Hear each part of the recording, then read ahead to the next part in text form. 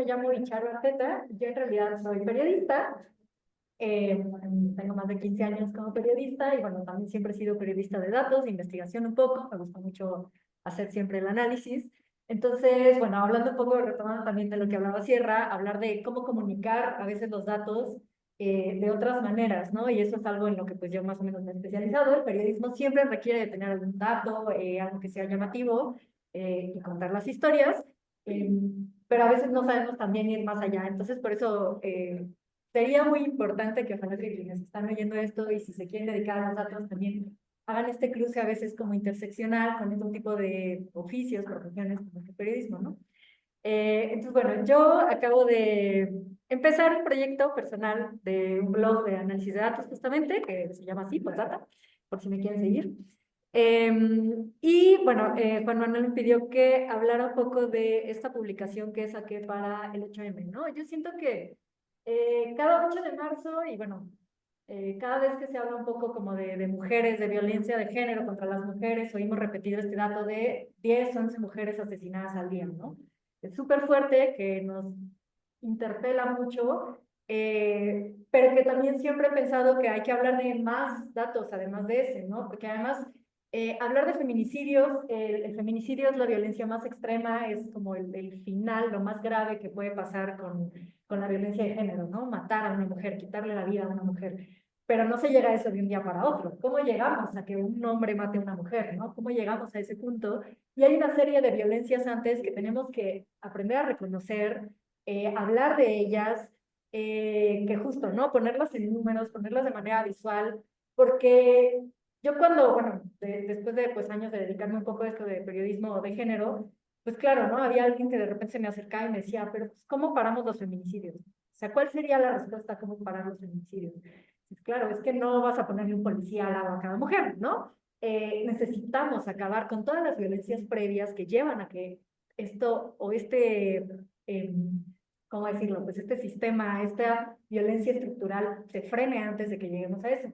Entonces, a mí siempre me gusta hablar mucho como de otro tipo de violencias, incluso de discriminaciones, de prejuicios, y hablar mucho, por ejemplo, de violencia sexual. Yo creo que la violencia sexual es algo que tenemos muy normalizado, que da mucha vergüenza denunciarlo a veces, que ha sido muy atacado, y ahorita voy a ahondar en eso, cuando han sido las olas del Me Too, cuando hemos denunciado acosos, abusos sexuales, y sin embargo es donde está más presente, creo yo, ¿no? Y a veces, y justo genera mucha reacción. Entonces, bueno, aquí, bueno, este es el blog, si lo quieren revisar después, no se los voy a leer obviamente, pero sí les voy a mostrar algunos de los datos que saqué. Uy, a ver si puedo hacer esto más chiquito.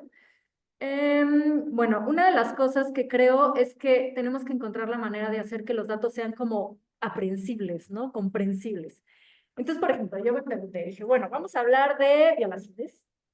Está el secretario ejecutivo del Sistema Nacional de Seguridad Pública, que tiene los datos de denuncias, ¿no? Que también es el que tiene el dato de feminicidios, que puede ser muy cuestionable. Entonces, dices, bueno, ¿cuál es el dato anual, no? Entonces, aquí está. 2024, 21.481 carpetas de investigación por violación se abren. Si yo te digo 21.481, oh, uy, sí, suena un chorro, ¿no? O sea, pero es como que no lo materializas, ¿no? O sea, es mucho, es poco, sí suena mucho, pero a lo mejor en otro lado son 300, o a lo mejor en otro año fueron 300.000, o no sé, ¿no? Es como muy difícil que además se te quede grabado ese número. O sea, saliendo de aquí te van a preguntar, oye, ¿cuántas violaciones hubo en 2024? Pues no te vas a acordar, ¿no? Entonces, ¿cómo hacemos que esto sea una cifra manejable? ¿Cómo hacemos que esto sea algo que recuerdes? Que recuerdes, por ejemplo, como ese dato de 10 asesinatos al día, ¿no? De mujeres. Ese te recuerdas porque son 10 al día y es como mucho más fácil imaginarte a lo largo de un día que esto pase 10 veces, ¿no? Entonces, pues nada, me pongo ahí a hacer divisiones y a hacer cuentas y bueno, llegué a esta cifra que es una denuncia de violación cada 25 días, ¿no? O sea, si empiezas a dividir pues por año, un año tiene 365 días, cuántas horas tiene un día y así, y llegué a este dato, ¿no? Y me parece que es mucho más fácil entender este dato, porque eso quiere decir que, cuando escuchábamos a Sierra, hubo una denuncia de violación, 25 minutos, ¿no? Y cuando yo acabe de hablar y nos vayamos de aquí, va a haber habido otra. Creo que eso golpea mucho más fuerte como en la cara de una realidad de qué es lo que estamos viviendo, ¿no? En qué país estamos viviendo, en qué realidad estamos viviendo las mujeres, ¿no? Y bueno, ese fue uno de los datos y luego lo contrasté, me fui a otra fuente de datos, esa es una que son las denuncias, las violaciones, pero luego me fui a otra encuesta que se llama la ENADIS, que es la Encuesta Nacional de Discriminación, porque esa encuesta se hizo en 2022, si no me equivoco, sí.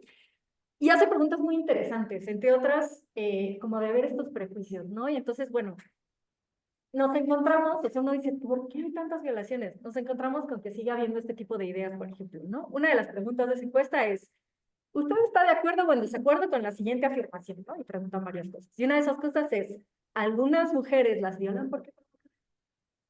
Y aunque usted no lo crea, hay gente que sigue respondiendo, pues, pero aquí me parece muy interesante, aquí lo dividí en las respuestas, bueno, el total es 11% de la población, ¿no? O sea, todavía una de cada 10 personas, piensen ustedes, su grupo de amigos de 10, hay uno que cree que sí, probablemente.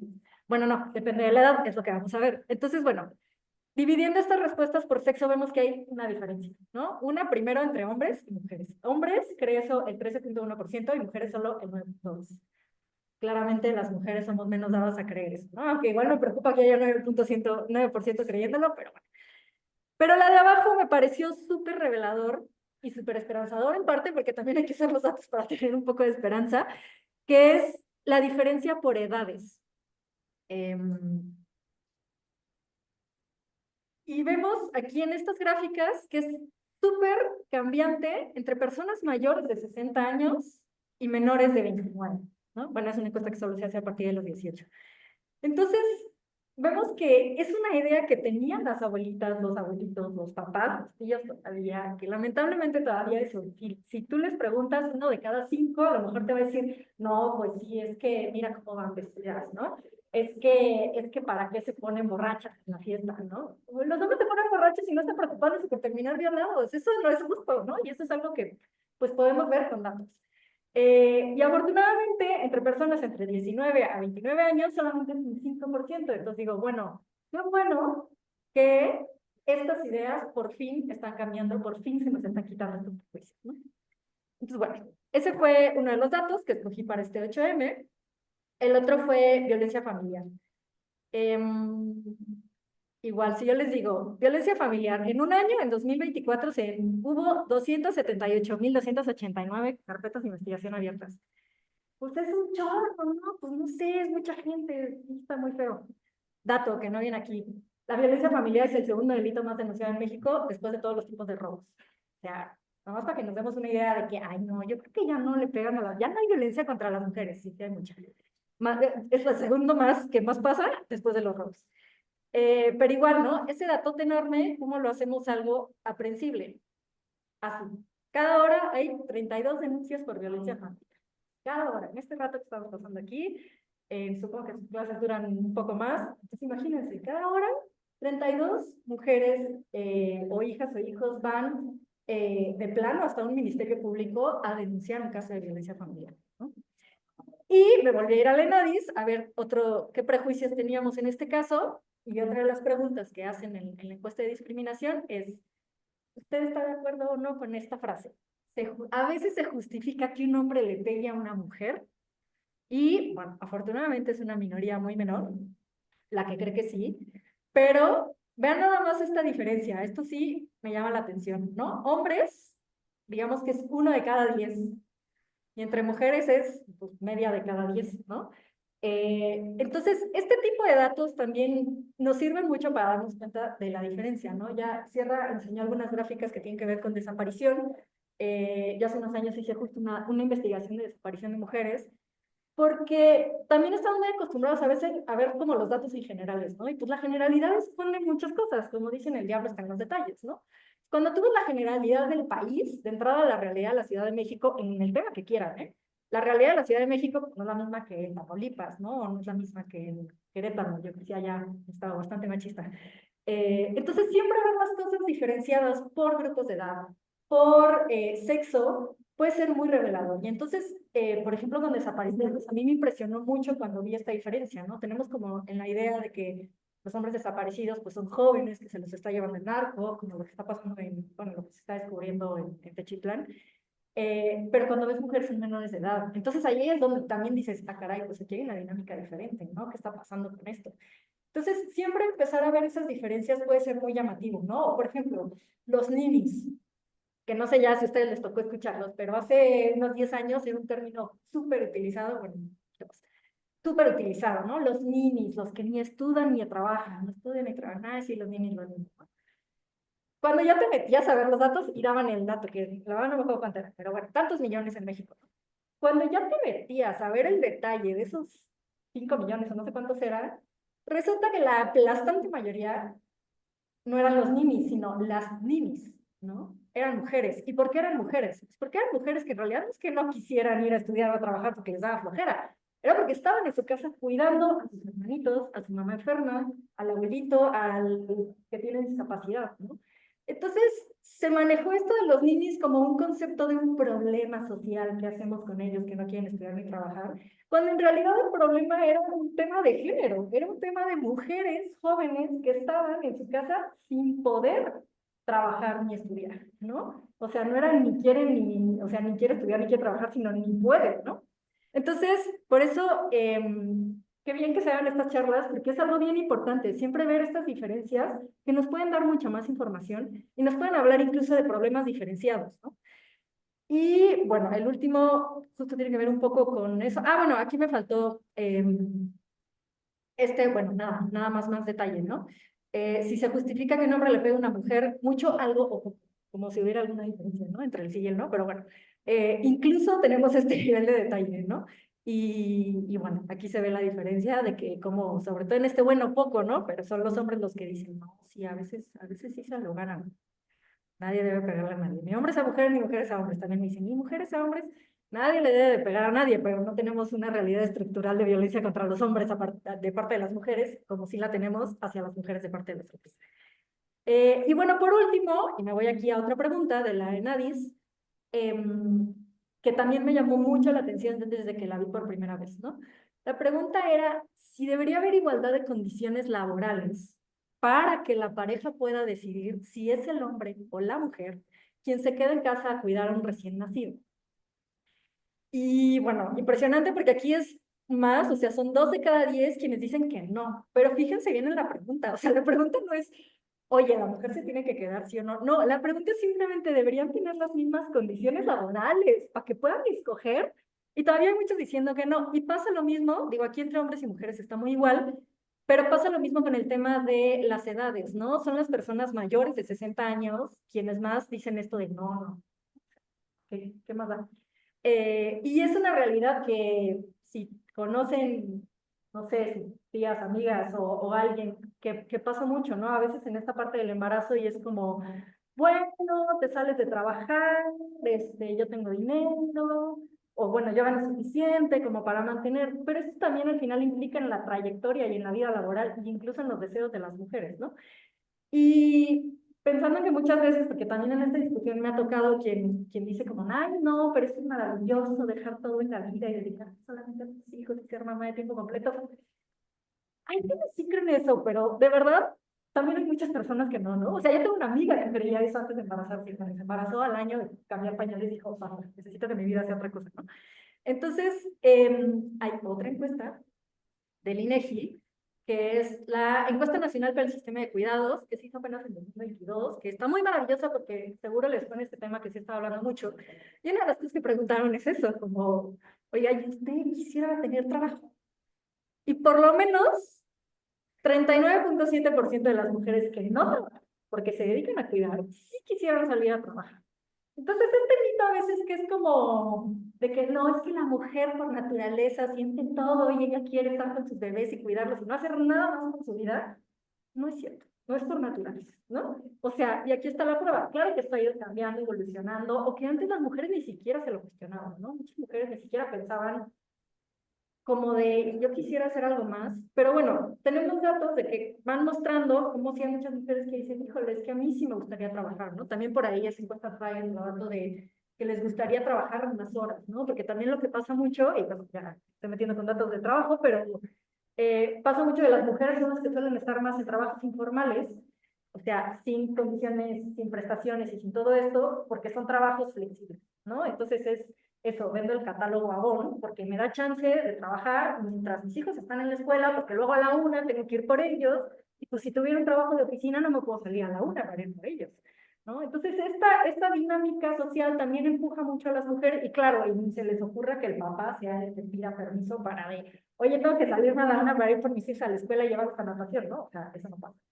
Entonces, como el sistema, pues también obliga a las mujeres a quedarse mucho en este papel de cuidadoras, de madres, y hacer diferencias económicas y demás. Entonces, bueno, eso es a grandes rasgos. Quería contarles, porque bueno, nada más para meter también, llevo ya unos meses haciendo este tema de los datos, y me voy a regresar al principio porque fue muy chistoso, ¿no? Porque publiqué esto, y lo puse también por ahí en un videíto y así. Y claro que no faltaron los hombres, qué sorpresa, que vinieron a preguntarme. Ay, son muchas. ¿Cuántas de esas denuncias son reales y cuántas son falsas? ¿No? Nada más me hacen hacer corajes. Y hay más datos para eso. A ver, el dato de cuántas son reales y cuántas son falsas en México, no existen investigaciones al respecto, pero de hecho las denuncias son una cifra mucho menor de las que realmente se denuncian, ¿no? Hay una cifra negra mucho más grande. Entonces, bueno, también, ya no, estos son carpetas de investigación en el Secretaría Ejecutivo, bueno, ante fiscalías. Tenemos, esta es otra, que es la encuesta del INEGI sobre victimización del VIP, que también mencionó Sierra. Ahí se pregunta a las personas si vivieron algún delito, independientemente de si lo denunciaron o no, ¿no? Y entonces, en la ENVIPE, fíjense aquí, el dato era 21,000 violaciones en 2024. Me parece que este es de 2023 la que saqué, pero bueno, yo les puedo contar que el cálculo del INPE se eleva hasta 80,000 violaciones en un solo año. O sea, 3 veces más. Y eso es una encuesta, y ustedes saben que ese número no se puede usar como tal porque como es una encuesta, pues cada persona es representativa de una cierta cantidad, pero vamos, no tienes como 100% la certeza, ¿no? Pero es como, hay por lo menos 3 veces más violaciones y todavía hay quienes vienen a preguntar, oye, pero las denuncias son reales. Y es como, en realidad, y aquí esta encuesta, bueno, la analicé más profundamente con R para ver como ciertos detalles que me gustan mucho porque también así tiramos prejuicios, ¿no? Creo que cuando pensamos en violaciones, todo el mundo piensa como así en, ay, un tipo así con gabardina que te va a salir de un callejón oscuro, ¿no? No, las violaciones las cometen conocidos en casas, ¿no? Me acuerdo que aquí tenemos, ¿no? O sea, de las personas encuestadas, el 50% dijo que la violación había ocurrido en una casa, en su propia casa.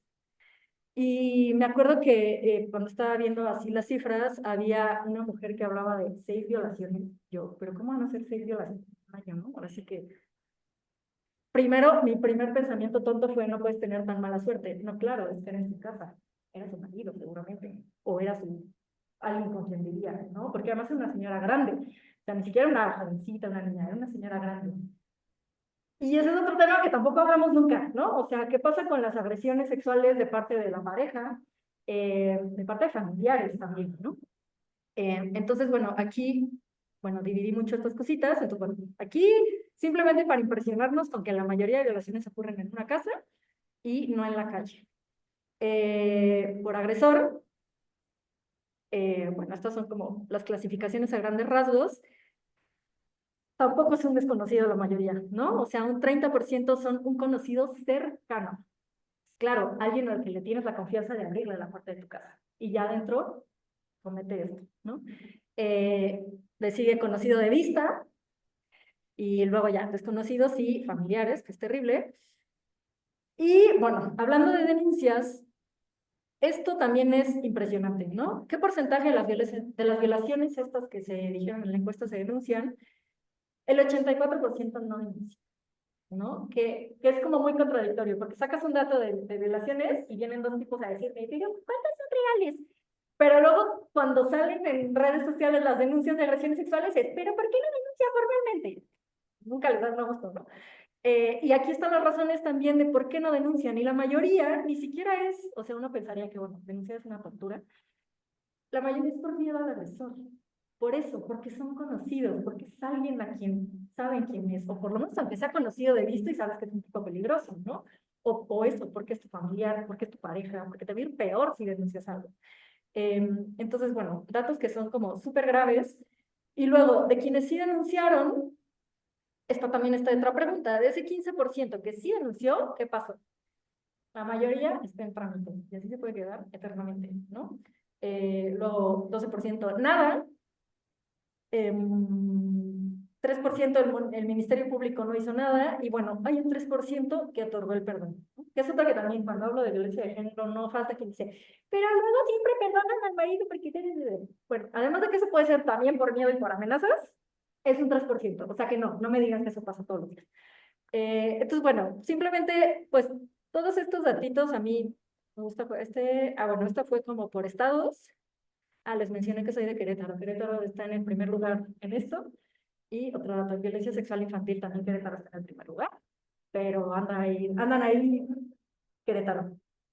Andan ahí queriendo proteger a los niños de que tengan redes sociales, pero hay cosas más urgentes que proteger. Pero bueno, entonces, bueno, simplemente pues hablarles de estos datos y mostrarles, un poco la idea era mostrarles cómo se pueden hacer, como les decía, más aprensibles y cómo también nos sirve mucho para estudiar nuestros prejuicios, ver que las cosas no son a veces lo que te contestan y qué pasa sobre todo en temas de género, ¿no? O sea, no sé, tú hablas de muertos y no vienen y te dicen, pero él qué hizo para provocar al asesino, ¿no? Pero hablas de una violación y sí te dicen, pero ella qué hizo para provocar al violador. Entonces, los datos nos sirven también para cuestionar muchos de estos prejuicios que la gente sigue teniendo y pues, eso, ver que, pues, y pues nada, muchas gracias.